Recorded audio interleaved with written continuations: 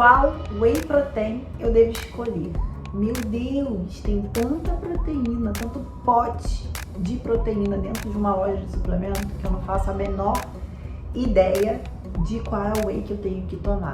Então calma aí que a gente vai descomplicar isso. Meu nome é Viviane Varjão, sou nutricionista esportiva com ênfase na área fitness e estética.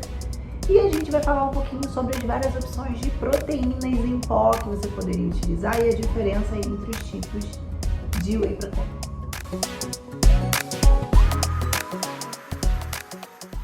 Primeiramente, whey protein você vai encontrar nas lojas concentrado, isolado e hidrolisado. Você também pode encontrar o whey 3W, que nada mais é do que uma mistura entre esses três tipos de whey, que na verdade no final das contas vai ser praticamente um whey concentrado, porque quando você mistura isolado e hidrolisado com concentrado, já deixa de ser um whey isolado, né? Mas vamos lá. O whey concentrado seria a proteína do soro do leite, aquela porção que tem somente 20% no leite de vaca, que é 80 caseína, 20 proteína do soro, whey protein. Só que no caso da concentrada, ela é um pouco mais bruta. Então vai ter ali em torno de 80% de proteína e vai ter um pouco de lactose, vai ter um pouco da gordura do leite. É como se eles extraíssem, mas não fizessem uma limpeza para ficar só a proteína, ok? Quando você compra um whey isolado, vai ter pelo menos 90% de proteína. Então, eles retiram a maior parte de lactose, praticamente toda a lactose. E também a gordura. Então, é um whey mais puro, onde você está comprando somente a proteína. O whey hidrolisado já é uma proteína isolada, um whey isolado que foi pré-digerido para você, que foi quebrado para você. No caso do hidrolisado, antigamente o marketing feito para comercializar esse produto era que ele era absorvido mais rápido, e de fato ele é absorvido mais rápido porque ele não passa por todo aquele processo de digestão, ele já está pré-digerido. Então ele ganha a corrente sanguínea de forma mais rápida. Hoje a gente já sabe que isso não é tão relevante assim. Então o whey protein hidrolisado, ele é mais utilizado para pessoas que têm questões gastrointestinais com a quebra de proteína, pessoas que têm muita dificuldade para quebrar a proteína, especificamente do leite.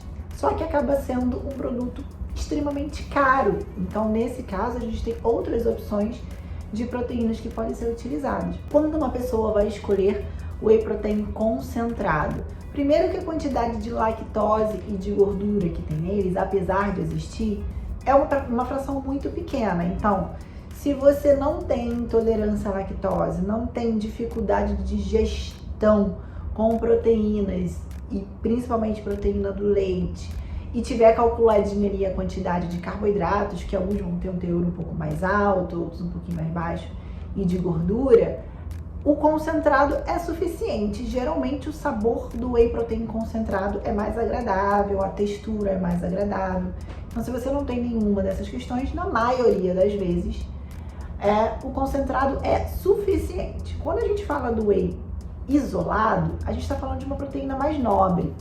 Então vamos supor, você é uma pessoa que tem condição financeira de usar um whey protein isolado, mesmo não tendo questões gastrointestinais, problema com digestão, você quer usar a melhor proteína do mercado. Então o whey isolado seria uma coisa mais nobre, você está comprando maior quantidade de proteína, menor quantidade de outras coisas que não te interessam, como lactose e gordura. É justificável. Agora, se você é uma pessoa que tem intolerância à lactose, dependendo da severidade, porque existem vários graus de intolerância, a melhor opção entre os wheys seria o isolado, por ter um teor muito menor de lactose. Algumas pessoas vão ter reação ainda assim, que são as pessoas que têm uma intolerância à lactose extremamente severa. E aquela pequena fração de lactose que pode ter na maioria dos wheys isolados podem gerar também alguma reação nessas pessoas, apesar de ser um pouco menos comum, tá? Agora, a intolerância à lactose é uma dificuldade de digerir a lactose, é quando a pessoa não produz ou produz pouca lactase, que é a enzima que digere a lactose.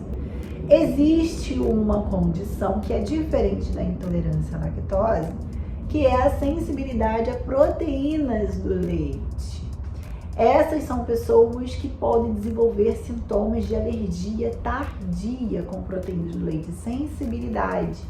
Então é aquela pessoa que às vezes já fez exame de intolerância à lactose, nunca deu nada, mas toda vez que ela toma whey, ela sente um negócio diferente, tem alguma coisa errada. Essas são pessoas que preferencialmente vão usar outro tipo de proteína em pó. Ou a proteína da carne, ou uma proteína vegana, ou um tipo de colágeno.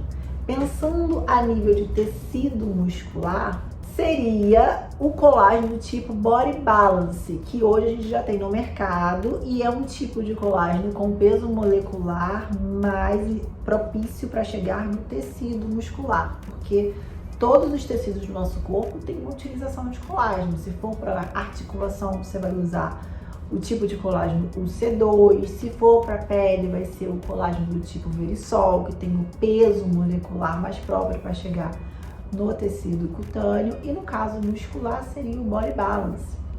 Quem tem problemas gastrointestinais, então se você é uma pessoa que sente muitos gases, má digestão, ainda que você não tenha descoberto ainda qual é o motivo desse desconforto, eu indicaria para você muito mais um colágeno do que um whey protein, porque ele vai ajudar também na recuperação muscular, na construção muscular, e não vai ter o desconforto gástrico que o whey protein pode causar, e algumas pessoas até a proteína vegana poderia causar também. Sem contar que os aminoácidos presentes no colágeno, eles ajudam a melhorar a integridade da mucosa intestinal. Então, caso você seja uma pessoa com muitas reclamações a nível gastrointestinal, você procura colágeno do tipo Body Balance, que hoje em dia já tem várias opções de marcas. No caso da proteína vegana, ela não serve só para quem é vegana. A proteína vegana é proteína que envolve proteína de soja, proteína de arroz, proteína de ervilha, algumas têm proteína de chia, enfim. E são opções para quem tem um desconforto com a proteína do leite. Com a proteína do colágeno Body Balance, ninguém vai ter desconforto, ela realmente não causa distensão abdominal. Mas às vezes você pode fazer um rodízio entre proteínas para ver qual é que você responde melhor. As proteínas veganas têm um lado negativo da maioria, ter uma textura diferenciada, algumas pessoas não se adaptam. O sabor da proteína vegana, a maioria das marcas não consegue chegar a um sabor com uma aceitação grande como o whey protein costuma ter. Então seria o caso de você testar, às vezes comprar uma dosezinha pequenininha, testar para ver se te agrada, se não te agrada, mas essas são as proteínas que a gente tem no mercado. E também tem a opção da albumina, albumina em pó, que há alguns anos atrás todo mundo conhecia a albumina porque ela é uma proteína boa e barata. E o grande problema da albumina é que, para quem não sabe, é a proteína da clara do ovo, ou seja, uma excelente proteína, muito anabólica. Ela tem dois problemas. O primeiro é o sabor. É difícil encontrar uma albumina com sabor agradável, que não tenha umas misturas de outras coisas ali para estar mascarando o sabor dela. A albumina é um pouquinho difícil comparado às outras opções de proteínas. O segundo problema da albumina é a formação de gases. Muitas pessoas sentem aumentar bastante a formação de gases, especialmente para quem já está predisposto a ter esse desconforto. Só que a albumina, entre essas opções de proteína, é a de valor mais acessível. Ela é muito mais barata do que o whey protein, ela dura, ela tem um custo-benefício bem interessante. Se você é uma pessoa que está fazendo dieta de hipertrofia para ganho de peso, é possível bater com alguma fruta que vá mascarar mais o sabor dela, ou nesses casos de ganho de massa, de ganho de peso, é possível escolher uma albumina que tenha algum carboidrato junto, que mascare completamente o sabor dela. Então não deixa de ser mais uma opção de proteína. E ela tem mais uma questão negativa, que é a solubilidade. Eu acredito que hoje em dia os produtos já estão muito melhores nesse quesito de solubilizar, mas a albumina sempre foi uma proteína ruim de você levar, às vezes, na sua garrafinha, na sua chequeira e conseguir só botar água e solubilizar como a gente consegue fazer com whey protein. Esse é uma questão, por exemplo, se você for utilizar em alguma refeição ao longo do dia. Então, considere essas questões antes de escolher a sua proteína em pó. De qualquer forma, independente de qual a proteína em pó que você vai escolher, ela tem que estar na quantidade correta para o seu plano alimentar, no horário que ela melhor te atende. Então me fala, alguma dessas proteínas você já tem o hábito de utilizar? Qual é que você gosta mais? E se você já sentiu algum desconforto com algum desses tipos de proteína?